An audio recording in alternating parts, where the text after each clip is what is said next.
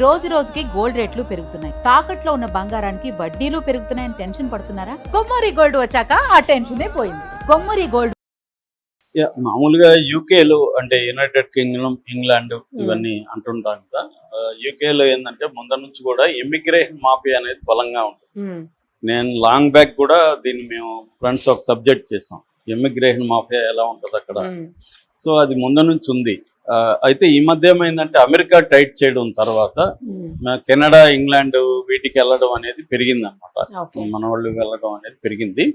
ఈ క్రమంలో ఇప్పుడు నందూస్ వరల్డ్ అనే ఒక యూట్యూబ్ ఛానల్ సంబంధించిన ఒక ఫ్యామిలీ, ఆ ఫ్యామిలీలో రమానందన అనే ఆమె పేరు, పూర్తి పేరు నందు అనే, నందు నందన అని అంటుంటారు. ఆమె పూర్తి పేరు రమానందన అనే. వాళ్ళ భర్త మధుకర్ జగర్లమూడి. వీళ్ళిద్దరూ అరౌండ్ 40s. మొన్ననే బర్త్డే చేసి దాని మీద కూడా ఒక వీడియో చేసి 34 పెట్టి మళ్ళీ 43 అని చెప్పి చేసింది.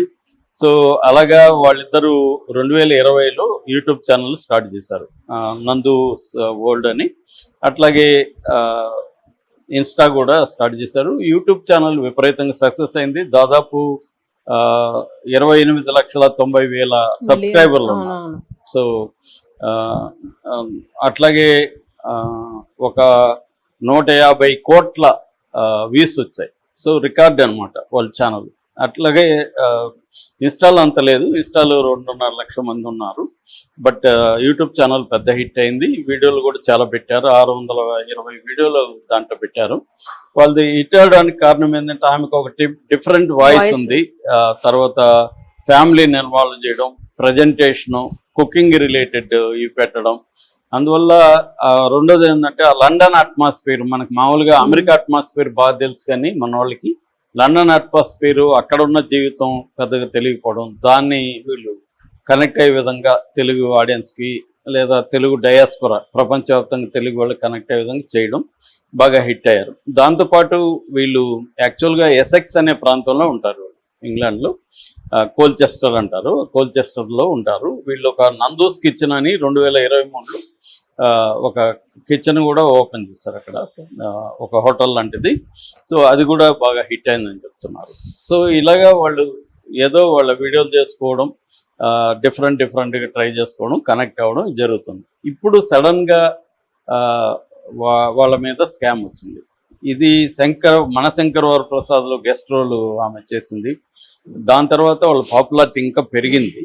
ఇప్పుడు ఏంటంటే ఈ వాళ్ళ మీద వీళ్ళది ఏంటంటే తమడా మీడియా అంటారు, వీళ్ళు తమడా మీడియా మీద ఆరోపణలు వచ్చాయి. ఈ ఆరోపణలు ఏంటంటే ప్రధానంగా వీసా స్కామ్ అంటారు. వీసా స్కామ్ అంటే ఇప్పుడు మనకి ఏ దేశానికైనా బేసిక్గా మెయిన్వి 2 రకాల వీసాలు ఉంటాయి. ఒకటేమో స్టూడెంట్ వీసా, 2 జాబ్ వీసా.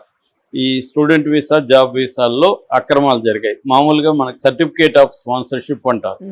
అంటే ఒక కంపెనీలో అక్కడ జాబ్ గ్యారంటీ అవ్వాలి, స్పాన్సర్షిప్ ఇప్పించాలి. ఇప్పిస్తే ఇక్కడ నుంచి వెళ్ళొచ్చు. లేదు కాలేజీలో ఏమన్నా సీటు తెప్పిస్తే కాలేజీలో స్టూడెంట్ వీసా వస్తుంది, అక్కడ కూడా కాలేజ్ స్పాన్సర్షిప్ కావాలన్నమాట.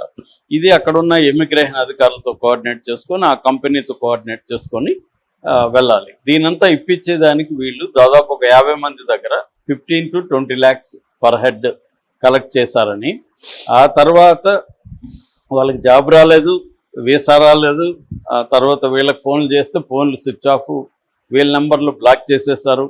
ఇలాంటి వాతావరణంలో వీళ్ళు ఏం చేయాలో తెలియక వీళ్ళు కూడా ఓపెన్ అయిపోయి వాళ్ళ మీద యూట్యూబ్ ఛానల్లో మాట్లాడడం, బ్యాంక్ అకౌంట్స్ అవన్నీ చూపించడం అవి చేశారు. సో దాంతో పెద్ద ఎత్తున వీళ్ళు స్కామ్ చేశారనేది మన తెలుగు మీడియాలో వచ్చింది. అయితే ఇప్పుడు డౌట్ ఏంటంటే వీళ్ళెందుకు ప్రాపర్ ఛానల్స్లో వెళ్ళలేదు. మామూలుగా ఇలాంటివి జరిగినప్పుడు ఇంగ్లాండ్లో ఈ వీసా ఫ్రాడ్కి సంబంధించి సపరేట్ ఇమిగ్రేషన్ ఇది ఉంటుంది. వాళ్ళకి మామూలుగా OISC అంటారు, అంటే ఆర్గనైజేషన్ ఆఫ్ ఇమిగ్రేషన్ సంబంధించిన కమిషనర్ ఉంటారు, ఇమిగ్రేషన్ సర్వీసెస్ కమిషనర్, OISC అంటే. సో దానికి కంప్లైంట్ ఇవ్వచ్చు, ఇలాగ మాకు జరిగింది అని చెప్పి. వీళ్ళు ఎక్కడెక్కడ వీళ్ళకున్న ఆధారాలు, ఎందుకంటే అవన్నీ కూడా ఆన్లైన్లో పంపించారు డబ్బులు కాబట్టి, బ్యాంక్ ట్రాన్సాక్షన్స్ అవన్నీ వీళ్ళ దగ్గర ఉన్నాయి, స్క్రీన్ షాట్లు అవన్నీ అక్కడ పెట్టచ్చు. లేదు ఇండియాలో కూడా సైబర్ కంప్లైంట్లు ఆన్లైన్లో ఇవ్వచ్చు, పోర్టల్లో